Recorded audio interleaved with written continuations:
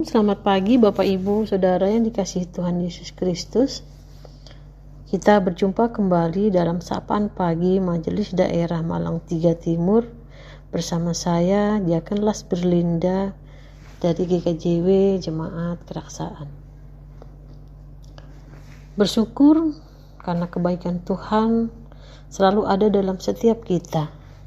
Rencana Tuhan itu sempurna. Jangan takut dengan segala keadaan. Sebelumnya mari kita berdoa.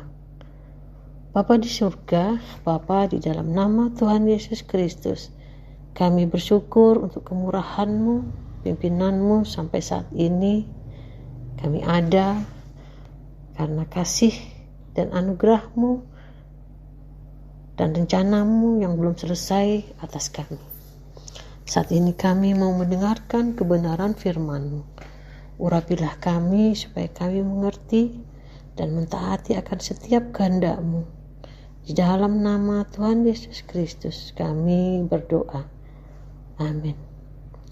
Saudara yang dikasihi Tuhan, ayat firman Tuhan saat ini terdapat dalam kitab Amsal yang ke-16. Ayatnya yang ketiga. Tertulis demikian. Serahkanlah perbuatanmu kepada Tuhan, maka terlaksanalah segala rencanamu.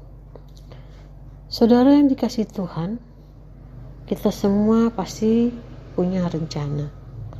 Dalam satu aspek, itu bisa disebut sebagai rencana. Kalau tidak punya rencana, itu berarti saudara punya rencana untuk tidak berencana. Kondisi yang ideal tentu adalah punya rencana. Tapi apa dan bagaimana rencana kita, semua itu perlu pemikiran yang mendalam dan sikap yang bijaksana.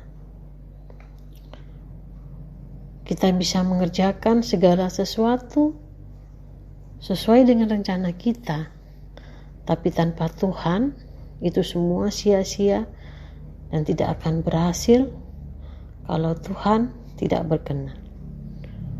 Dalam Amsal 16 ayat ketiga dikatakan, serahkanlah perbuatanmu kepada Tuhan, maka terlaksanalah segala rencanamu. Setiap rencana dan tindakan kita perlu kita serahkan kepada Tuhan. Pekerjaan kita, usaha, target yang kita ingin capai, mimpi-mimpi kita, semua perlu kita serahkan kepada Tuhan. Keberhasilan bukan hanya ditentukan oleh usaha kita semata-mata, tapi ditentukan bagaimana Tuhan berkenan atas rencana kita. Dalam setiap rencana, kita perlu berjalan dalam pimpinan Tuhan.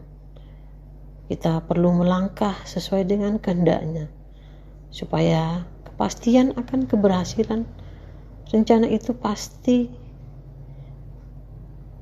menjadi jaminan. Nah, bagaimana bentuk dari menyerahkan perbuatan kita kepada Tuhan? Bentuknya bukan berarti kita tidak melakukan apa-apa. Tentu kita harus melakukan sesuatu secara aktif. Tapi bentuk penyerahan rencana itu adalah bahwa kita berdoa sebelum kita melakukan sesuatu. Kita minta Tuhan menolong kita, minta Tuhan membukakan pengertian supaya kita tahu apa yang harus kita lakukan. Dengan berdoa, kita mendapatkan hikmat dari Tuhan. Tuhan memberikan wawasan, pengetahuan, dan kebijaksanaan kepada kita untuk melakukan apa yang harus kita lakukan dengan baik. Saudara yang dikasihi Tuhan, menyerahkan rencana kita kepada Tuhan memiliki makna bahwa kita juga bersiap untuk hal-hal yang mungkin tidak kita duga dapat terjadi. Misalkan rencana kita A, tapi praktiknya menuju B. Apa yang kita rencanakan kelihatan berbelok. Saudara, dalam hal ini pun kita perlu percaya bahwa Tuhan turut bekerja mendatangkan kebaikan. Menyerahkan perbuatan kita berarti kesediaan kita untuk menerima yang terbaik dari Tuhan. Menerima intervensi ilahi yang menuntun kita berbelok dari rencana yang sudah kita pikirkan, menuju kepada rencana yang Tuhan sudah rancangkan.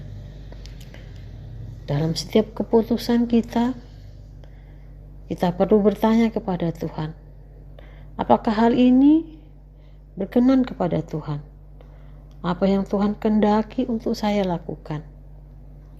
Apakah ini berlawanan dengan firman Tuhan atau bertentangan dengan panggilan hidup saya?